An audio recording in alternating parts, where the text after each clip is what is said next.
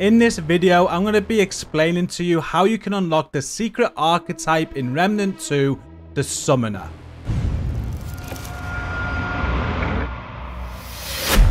Hey, what's up everyone? Before we get into this, if you find today's video helpful, please remember to give it a like and a share to support and consider subscribing for more content. I'd appreciate it.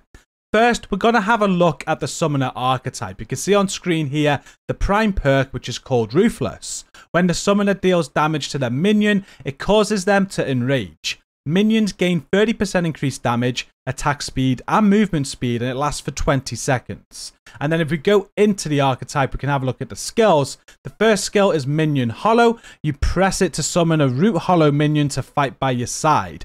Costs 15% of max health to summon, but will not kill the summoner. There's some more information there if you want to read it.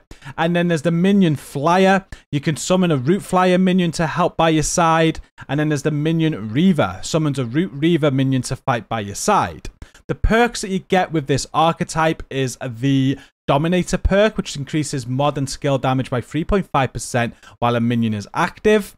You've got the Residue perk, where minions that expire leave a 3-meter aura, which heals 2.5% health per second and lasts for 10 seconds. There's the Outrage perk, where Sacrifice grants 3% lifesteal for each minion sacrificed, lasts 10 seconds. And then there's the Insight perk, where using a relic grants minions 5% max HP per second and increases their damage dealt by 15%, and that lasts 30 seconds. The trait card that you get with the Summoner archetype is called Regrowth and increases health regeneration by 0.15 per second. Obviously, this is going to increase as you max out the trait card. The Summoner archetype can be one of the more trickier secret archetypes to unlock, and we'll explain as we go. But you're going to want to be playing on the Yaesha world. There's an item on this world that you're going to need to acquire.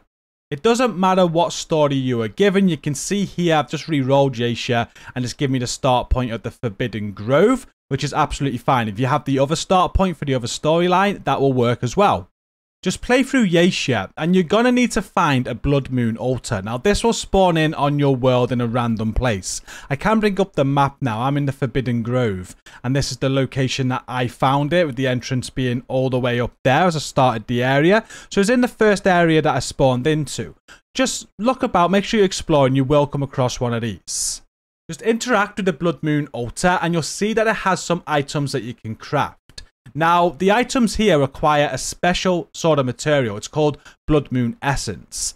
And the Faded Grimmer book, which you can see on screen now, is what you need to craft in order to get the Summoner archetype. And it's the one that costs the most Blood Moon Essence as well. You can see that you need 15 of that, along with Luminite Crystal and Scrap in order to craft it.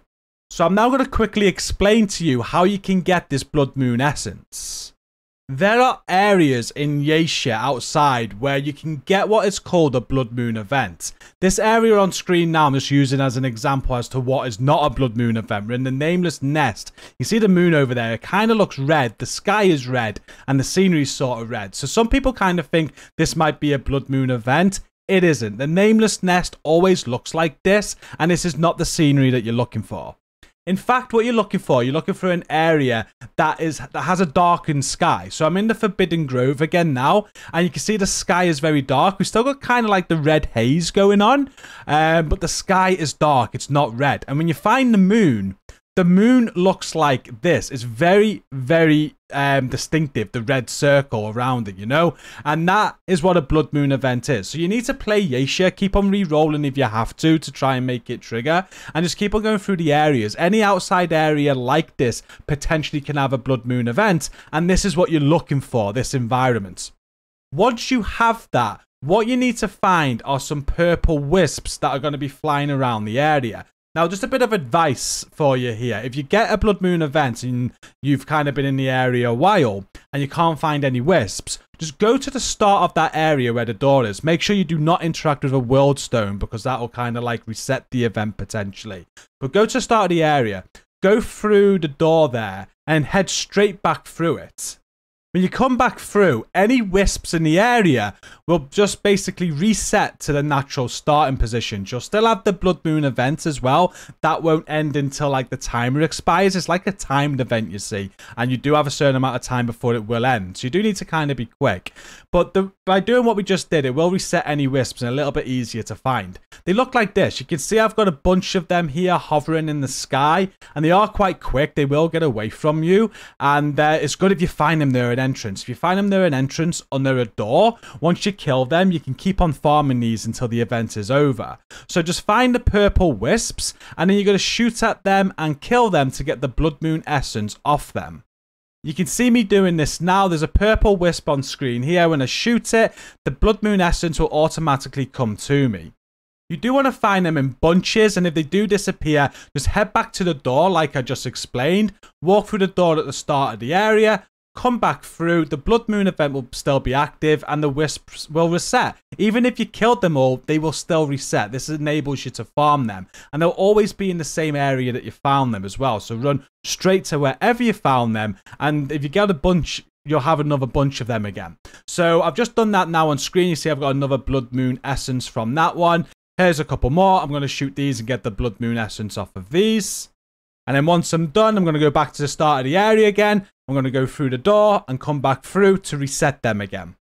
And this is how you're going to go about farming Blood Moon essence. It can be very hard. If you look online, a lot of people complain about these and how they can't spawn. But they will spawn if you do find a Blood Moon event on Yaesha. You just got to look around. And as I said, my best tip I can give you, if you can't find these purple wisps, is just to go to the start of the area and just use that door there to go in and out of. Because that will reset their location, making them easier to find. There is also a guaranteed method of getting free Blood Moon essence, and if you find the Cathedral of Omens dungeon on Yaesha, you'll be able to do this. It still needs to be a Blood Moon event, but if you find this cathedral, just walk down the opening corridor, look through the ceiling, and as long as you see the big red moon there, like we saw earlier in the outside, you know it's a Blood Moon event. Now, there's a puzzle in this cathedral that you can complete during the Blood Moon event, where it opens a Blood Moon trap door, and there's 3 Blood Moon essence behind it. Just head into the main Cathedral of Omens area, and this is where the puzzle is. The door to the right is where the secret Blood Moon door is, which can open during a Blood Moon event to get that essence. And this image in the center is what you need to coordinate to complete the puzzle to open the door. To do that, you're going to be using 3 switches. So again, we're from the entrance of the area here, the doors to the right that we want to go through. There are 3 levers that you can pull, and it's going to basically change the shadows that are on the floor. Just pull the levers until you've got the image looking like this. Again, I'm at the entrance where we came into the area.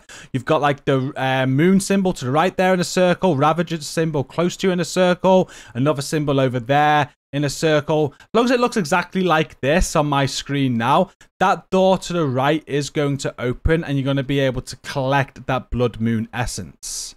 Again, just remember, you do need it to be a Blood Moon event, because as you come in here, if it's not, this red door on the floor will not open. As long as it is a Blood Moon event, it'll open as you approach it, and the Blood Moon essence is going to be down this ladder. This is a guaranteed way of farming Blood Moon essence if you want to, but it is the longer way, because once you've done this, you're going to have to reroll Yaesha, find the dungeon, and do it all again. It is definitely going to be better to find a Blood Moon event out in the open world, like in the Forbidden Grove, like I did, and just use doors to the area to your advantage to keep on making them respawn so that you can farm them. Once you have 15 Blood Moon essence or more, you can go back to the Blood Moon altar to purchase this Faded Grimmer book. And with that crafted, just head back to Ward 13, and you just want to go over to Wally to craft an engram for you. Wally can be found in this cabin on the crane. So just head to him, interact with him, and enter his crafting menu. Here, you'll now find the Tome of the Bringer engram. You'll use the Faded Grimmer book that you just got, along with some Luminite crystal, and you'll want to craft that. And once crafted, you'll now have the Summoner secret archetype. The good thing about this as well, if you start a new character, you'll now be able to start a new character with the Summoner archetype. And even if you don't choose that, once you start a new character and you get to level 10 with whatever archetype you use, you won't need to do this process again, and you'll just be able to go to Wally and unlock this archetype without having to do it all again. And that is all for this video. I do hope it's been helpful. Again, if it has been, do give it a like and a share to support it. Subscribe for more content. And if you go down to my video description now, I've got a playlist for all of my Remnant 2 content. You'll find other secrets, puzzles, more archetypes, the lot. It's all going to be in there, so go and check it out. Until next time, thank you for watching this one. Stay safe and peace out.